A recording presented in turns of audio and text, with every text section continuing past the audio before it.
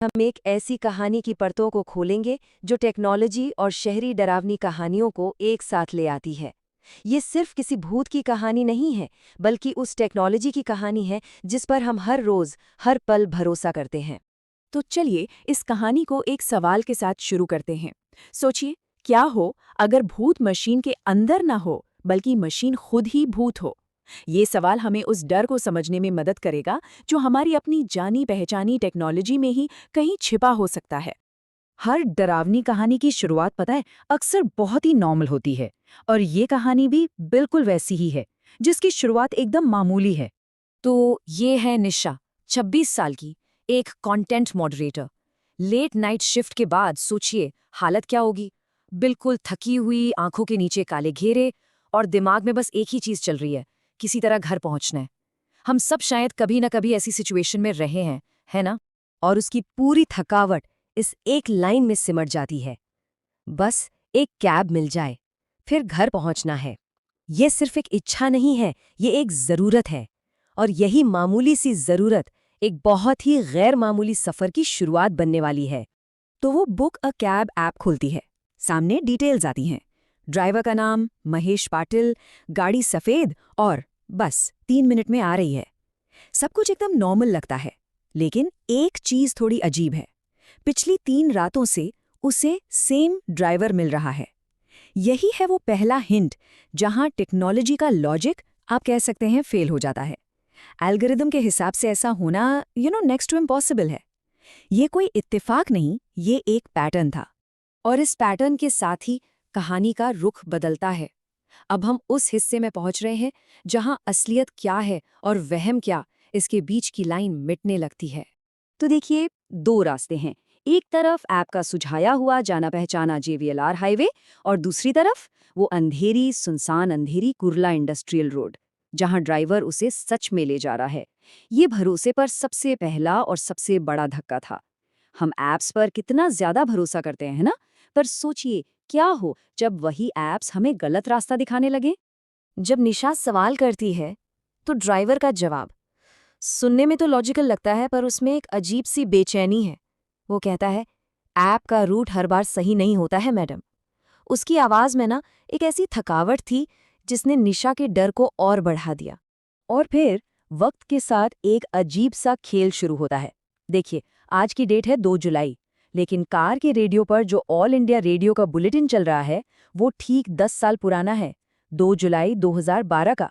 मतलब टाइम में एक ग्लिच, एक ऐसा ग्लिच जिसने निशा को पूरी तरह हिला कर रख दिया। डर और बढ़ता है। निशा को एक बड़ा सा होर्डिंग दिखता है, साई दरबार फैमिली रेस्टोरेंट 24/7, ठीक है। पर कुछ आगे जाने के बाद, टर्न लेने के बाद, वही होर्डिंग, बिल्कुल वही होर्डिंग फिर से सामने आ जाता है। इस बार एक फर्क के साथ, साइन पर जो 7 लिखा है वो जला हुआ काला सा दिख रहा है। ऐसा लग रहा था जैसे जैसे वो एक वीडियो लूप में फंस गई हो, और हर लूप के साथ पिक्चर थोड़ी और बिगड़ती जा रही है। अब उसकी आखिरी उम्मीद, उसका फोन, वो भी धोखा दे देता है। नेटवर्क गायब, GPS का एरो एक जगह पर जम गया है। आज के टाइम में सोचिए, फोन का बंद होना या नेटवर्क का न होना मतलब पूरी दुनिया से कट जाना। उसका कनेक्शन टूट रहा था। पर ठीक तभी उसकी कलीग सना का एक व्हाट्सएप मैसेज आता है, और ये मैसेज कहानी को बिल्कुल पलट देगा। और अब आती है कहानी अपने क्लाइमैक्स पर, ड्राइवर का राज। यहाँ एक फोन कॉल से निशा की रियलिटी पूरी तरह बिखर जाती है। फोन बजता है, सना का कॉल है। निशा घबरा कर कहती है, सना, मैं कैब में हूं, निकले हुए 10 मिनट हो गए। लेकिन फोन की दूसरी तरफ से सना की आवाज आती है जो सब कुछ बदल देती है। वो कहती है, गार्ड तो कह रहा है कि तू अभी तक ऑफिस के गेट से निकली ही नहीं है। सोचो, एक ही टाइम पर दो अलग अलग रियलिटी। निशा आखिर थी कहाँ, कैब के अंदर या ऑफिस के गेट पर? और इससे पहले कि निशा इस पजल को सॉल्व कर पाती, फोन स्विच ऑफ, अंधेरा। अब वो बिल्कुल अकेली थी उस डरावने सफर में, पूरी तरह से कैद। तभी उसके दिमाग में एक झटका सा लगता है। उसे याद आता है फोन बंद होने से ठीक पहले उसने क्या देखा था, अपनी ट्रिप हिस्ट्री। उसकी लास्ट कंप्लीटेड ट्रिप ठीक 1 साल पहले 2 जुलाई को हुई थी। ड्राइवर वही महेश पाटिल, और उसके साथ ही एक पुरानी न्यूज़ स्टोरी का हेडलाइन उसके दिमाग में गूंजता है, मंदिर के पास कैब ड्राइवर की मौत यात्री फरार। और आखिर में महेश वो राज खोलता है जिसे सुनकर रोंगटे खड़े हो जाएं। वो बताता है कि 1 साल पहले एक क्रैश में उसकी मौत हो चुकी है। कभी कभी ऐप में ग्लिच होता है और उसका नाम फिर से दिखने लगता है, और जब कोई गलती से उसकी राइड एक्सेप्ट कर लेता है तो उसे अपनी आखिरी वो अधूरी राइड बार बार दोहरानी पड़ती है। वो कोई भूत नहीं है, वो एक ड्राइवर्स लूप है, एक डिजिटल इको जो ऐप के कोड में हमेशा के लिए फंस गया है। और जैसे ही वो ये कहता है, कार के डैशबोर्ड पर वक्त जम जाता है। कितने बजे? सुबह के 3:33। ये शायद वही वक्त था जब उसकी असली राइड खत्म हुई थी, और अब वक्त खुद इस डरावनी रियलिटी के सामने थम गया था। तो अब कहानी के आखिरी हिस्से में आते हैं, फोटो की हकीकत। ऐसा लगता है कि चलो बुरा सपना खत्म हुआ, लेकिन क्या ये सच में खत्म हुआ है या डर का असली चैप्टर अब खुलने वाला है?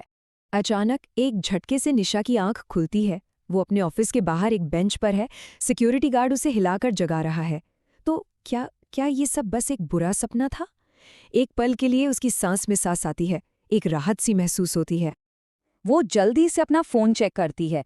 Time 2:59 AM, battery 57%, network full bars, सब कुछ बिल्कुल नॉर्मल।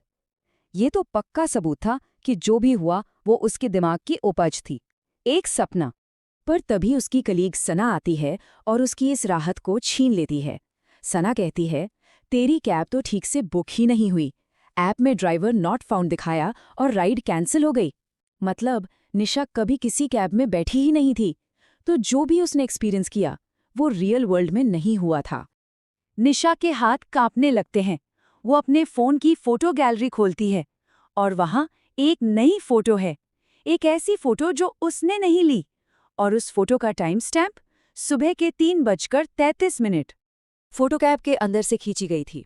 ड्राइवर की सीट खाली थी, लेकिन जब उसकी नज़र रियर व्यू मिरर पर जाती है तो उसके होश उड़ जाते हैं। मिरर में महेश बैठा था, बिल्कुल सीधा, कैमरे में देखते हुए। वो सपना नहीं था, वो एक्सपीरियंस असली था, और वो डिजिटल भूत अब उसकी रियल दुनिया में अपना एक निशान छोड़ गया था। तो ये कहानी हमें एक आखिरी सवाल के साथ छोड़ जाती है। ये एक डिजिटल इको है। जब हमारी जिंदगी का हर मोमेंट, हर राइड, हर ऑर्डर ऐप्स में लॉग हो रहा है, तो हमारे मरने के बाद हमारी आत्माओं का क्या होता है? क्या वो भी इन्हीं ऐप्स में लॉगिन हो जाती हैं, एक डिजिटल गूंज बनकर हमेशा हमेशा के लिए?